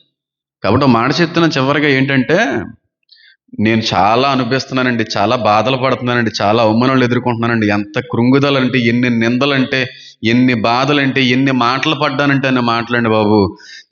దేవుడు ఖచ్చితంగా న్యాయం చేస్తాడండి. ఇలాంటి దిక్కుమాల మాటలు మాట్లాడకండి. ఇలాంటి నువ్వు అడిగావు కాబట్టి న్యాయం చేయడేనా? నీలో నిజాయితీ ఉంటే న్యాయం చేస్తాడు. నీ బాధలో నిజంగా నీతి ఉంటే న్యాయం చేస్తాడు. అంతేకాని దేవుడు న్యాయం ఎందుకు చేయడు? ఆ మాట అంటేనే శాపం. ఎందుకంటే లోకమంతయు వెతికిన ఒక్క నీతిమంతుడు కనబడలేదు. మనమెవరం? మనమే తీర్పు తీర్చుకుని దేవుడు మన పక్షాన పోరాడతాడు అనుకోవడానికి మనం ఏ పాటోళ్ళు? ఆయన్ని జడ్జ్ చేస్తాడు, ఆయన న్యాయం చేస్తాడు. దేవుడు ఖచ్చితంగా తప్పకుండా న్యాయం చేస్తాడండి నా పక్షాన. నీకు నువ్వు కరెక్ట్గా అనిపిస్తున్నావు కాబట్టి ఆ మాట అంటున్నావు. కాదు కాదు కాదు, నీ ఇన్నర్ ఫీలింగ్ నేను ఎప్పుడో కూడా పరీక్షించి బయట పెడతామంట. రహస్యములను పరిశీలించి దేవుడని ఉంది. అర్థమవుతుందా నేను చెప్పింది మీకు? కాబట్టి ఇక్కడ న్యాయం చేసాడని అనుకుంటుంది రాహేల్, కానీ నీ ఇన్నర్ ఫీలింగ్ ఏంటి? అసూయతో పిల్లలు కావాలన్నావు. దేవుని కొరకు ప్రతిష్ఠించబడినటువంటి జనానికి నేను తల్లిగా ఉండాలన్న ఆలోచన లేదు నీకు. ఒక చెడ్డ ఆలోచనతో, ఒక చెడ్డ అనుభవంతో నీకు కొడుకు కావాలి, పిల్లలు కావాలని ఆశపడ్డావు. పైగా నువ్వేమంటున్నావు తెలుసా? దేవుడు నాకు నా వేదనను చూసి న్యాయము తీర్చనని అనుకుని, తీర్పు తీర్చడని అనుకుని. అది కరెక్టా? నువ్వు ఎందుకోసం పిల్లలు కావాలనుకున్నావు? వంశాన్ని అభివృద్ధి చేయడానిక? వంశావళిని ముందుకు నడిపించడానిక? ఇజ్రాయేల్కి బలమైన గోత్రీకులు నీ నుంచి పుట్టించడానిక? కాదు. నీలో ఉన్నది చెడ్డ మనసు, నీ ఆలోచనే చెడ్డది, నీ తలంపే చెడ్డది. ఒకరిని చూసి అసూయపడి చేసిన పనికి ఈ బాధను దేవుడు చూసి న్యాయం చేశాడండి. తెంగరి ఆలోచనది, జ్ఞానం లేని ఆలోచనది. దేవుణ్ణి అర్థం చేసుకోవడం చాలా కష్టమండి. ఆయన అర్థం చేసుకోవాలంటే ఆయనలాగా ఆలోచించడం మొదలు పెట్టాలి. దేవుని యొక్క ఆలోచన విధానంలోకి మనం వెళ్ళాలి. దావీదుడు చూడండి, నా హృదయానుసారుడు, నేను నా హృదయంలో ఏదైతే అనుకుంటున్నానో అలా జరిగించేవాడిగా ఉన్నాడు దావీదు. ఆ స్టేజ్కి వెళ్ళాలి. అప్పుడు ఎప్పుడు వెళ్తాం? దీన్ని ఫాలో అయితే వెళ్తాం, దీన్ని చదివితే వెళ్తాం, దేవుని అర్థం చేసుకుంటే వెళ్తాం. అప్పటి వరకు కూడా నువ్వు మనిషిగానే ఆలోచిస్తావు. ఎప్పటికీ నీ విజ్ఞాపన, నీ మొర, నీ వేదన ఆయన చూడవలసిన అవసరమే లేదు. ఎందుకు చూడాలి? నీకు నువ్వుగా కరెక్ట్ అనుకుంటున్నంతకాలం ఆయన పట్టించుకోడు. ఆయన రెండు వైపులు కదా, అన్ని వైపులా చూస్తాడు ఆయన. ప్రతి ఆలోచన వెనకాల, ప్రతి క్రియ వెనకాల, ప్రతి పని వెనకాల, నువ్వు చేసినటువంటి ప్రతి దాని వెనకాల ఉన్నటువంటి నీ ఉద్దేశాన్ని చూసి వేస్తుంటాడు, దానికి న్యాయం జరిగిస్తుంటాడు ఆయన. ఏమన్నా బాగుందా? దాను గోత్రం ఏమన్నా దీవించబడిన గోత్రమా? అలాగుంటాయి. అర్థమైందా? నేను చెప్పేది ఏంటంటే, మన ఆలోచనలు, మన తలంపులు, మన ఉద్దేశాలు బయటి వారికి తెలియవని మనం అనుకుంటుంటాం. కానీ మనం ఏ ఉద్దేశంతో చేసామో, ఏ ఆలోచనతో చేసామో, ఏ తలంపుతో చేసామో, ఎలాంటి సుదీర్ఘ ఆలోచన కలిగి మనం ఎలాంటి నిర్ణయాలు తీసుకున్నాం ఆయన చూస్తుంటాడు. అలాంటి వారికి ఎప్పుడూ కూడా దేవుడు దూరంగానే ఉంటాడు, దేవునికి వ్యతిరేకమైన ఆలోచన నడిచిన వాళ్ళు. అందుకే అన్నాడు, నీవు చేసిన పాపం నిన్ను మాత్రమే కాదు కానీ నేను వెనకట 4 తరాలను వెంటాడుతుంది అన్నాడు. అందుకే దేవుడు. అర్థమైంది నేను చెప్పింది? నిజం. మన పైకి మనిషి అంటేనే దుర్మార్గుడండి, మనిషి అంటేనే దౌర్భాగ్యుడు, మనిషి అంటేనే స్వార్థపరుడు, మనిషి అంటేనే స్వార్థపరుడు. మళ్ళీ చెప్తున్నాను, స్వార్థం స్వార్థం స్వార్థం. అందుకే దేవుడు మనిషి తీర్పు తీర్చాలంటలేదు. హృదయాంతరంగాలు ఎరిగిన నేను నేను తీరుస్తాను మనిషికి తీర్పు అని ఆయన అంటుంటే, మేము తీర్చేస్తామండి, వాడు అలాంటోడో వీడు ఎలాంటోడో మేము చెప్పేస్తాం అంటున్నారు మనుషులు. నేను చేయకండ్రా, తీర్పు తీర్చివాడు ఆయనే, తీర్పు తీర్చడం నా పని అని అందుకే అంటున్నాడు. ఎందుకంటే మన ఇన్నర్ డైమెన్షన్, ఇన్నర్ ఫీలింగ్ ఆయనకే తెలుస్తుంది.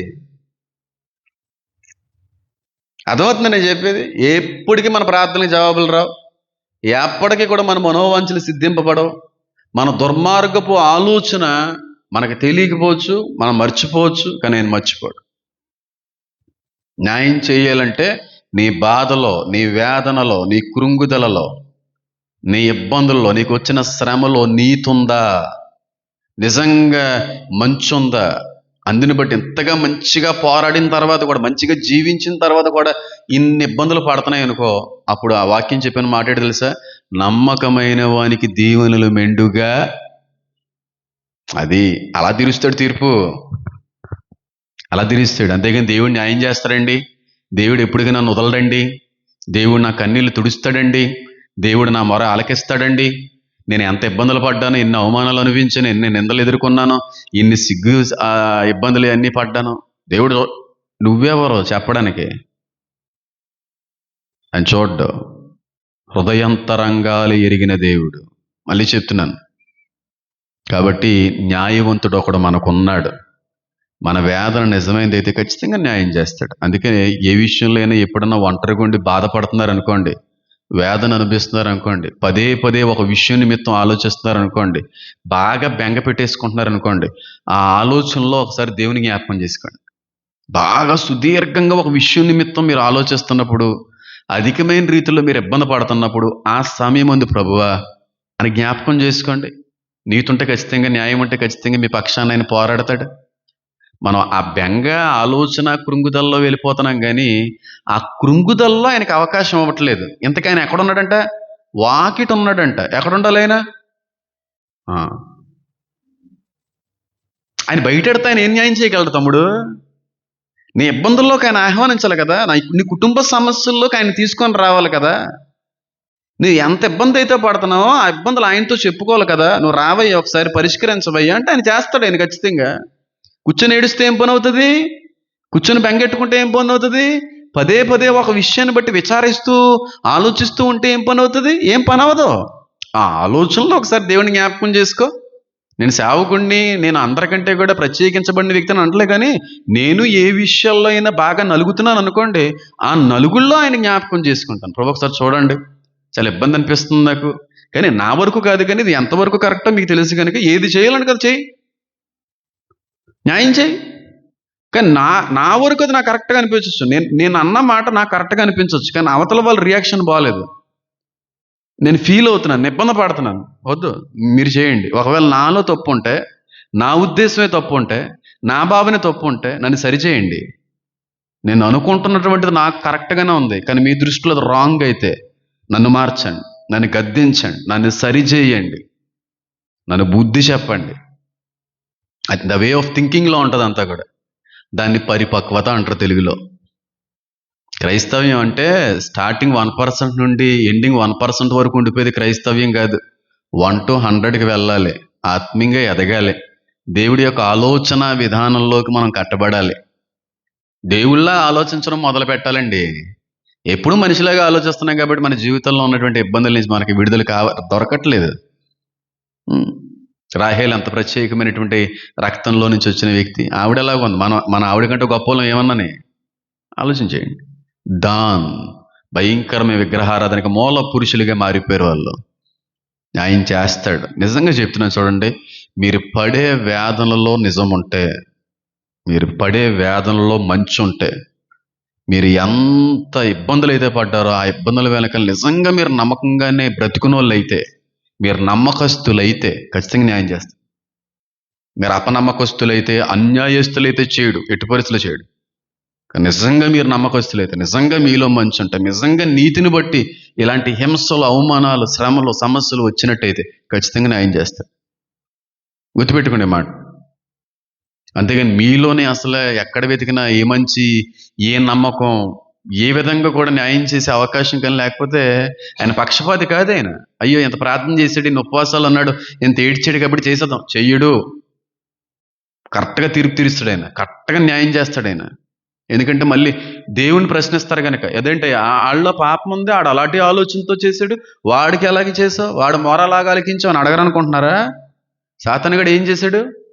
భూమి మీద అంతా తిరుగులాడుచు దేవుని దగ్గరికి వెళ్ళి ఏం చేశాడు? ఆయన కంప్లైంట్ ఇచ్చాడు. కంప్లైంట్ ఇస్తాడు. సాతానుగాడు కంప్లైంట్ ఇస్తా ఉంటాడు దేవుడికి ఎప్పుడో కూడా. ఆయన ఎప్పటికీ కూడా తలదించుకునే పరిస్థితిని తెచ్చిపెట్టుకోవడానికి ఇష్టపడ్డా ఆయన. ఎక్కడ సాతానుగాడికి అవకాశం ఇవ్వడు ఆయన. న్యాయంగానే వెళ్తాడు, న్యాయంగానే జరిగిస్తాడని ఏం చేసినా. మీరు అనుకుంటుంటారు నన్ను న్యాయం జరగలేదని. ఆడు భూమి మీద తిరుగులాడు. ఎలాగొచ్చారా? భూమి మీద అటు ఇటు తిరుగుచూ మీ దగ్గరికి వచ్చాను. ఇదేందుకు వచ్చావు? ఇగో వాడున్నాడు కదా, ఆడి గురించి కంప్లైంట్ ఇవ్వడానికి. నీ గురించి కంప్లైంట్ ఇవ్వడం అనుకుంటున్నావా సాతాను? నీ గురించి నువ్వు నీ భావాన్ని దేవుడి దగ్గరికి మోసుకుని వెళ్ళడం అనుకుంటున్నావా సాతాను? ఏంటి ఆవిడ చేసిన ప్రార్థనకు జవాబు ఇచ్చేసావు? ఆవిడ ఎలాంటిదో తెలుసా? అవునా? ఏంటి చెప్పు. అదిగో ఇదిగో యోబు గురించి చెప్పాడు చూడండి, అలా చెప్తాడు వెళ్ళి. అందుకు మనకు చాలా విషయాల్లో ప్రార్థనకు జవాబులు రావు. ఎందుకంటే మన బుద్ధి మంచిది కాదు కనుక. మన హృదయ ఆలోచనలు బాల్యము నుండే చెడ్డవి గనుక అంటాడు సొలొమోను. బాల్యము నుండే చెడ్డవి గనుక. ఎదగాలమ్మా, చాలా ఎదగాలమ్మా. ఇది ఇది ఇది క్రైస్తవ్యం కాదమ్మా. ఇది అసలు ఇది కాదు అసలు. నాలుగో రాయి నీలం న్యాయం చెయ్యువాడు మనతోనే ఉన్నాడు. ఎందుకంటే అందరినీ కాదని నువ్వే కావాలని ఎప్పుడైతే అన్నావో ఆయన నీలో వచ్చే ప్రవేశించాడు. ఖచ్చితంగా న్యాయం చేస్తాడు. నిజంగా నీతి న్యాయం అనేది నీలో ఉంటే. కళ్ళు మూసుకోండి, ప్రార్థన చేసుకుందాం. నా దేవా, నా తండ్రి, నా ప్రభువా, మీకు వందనాలు, స్తుతులు.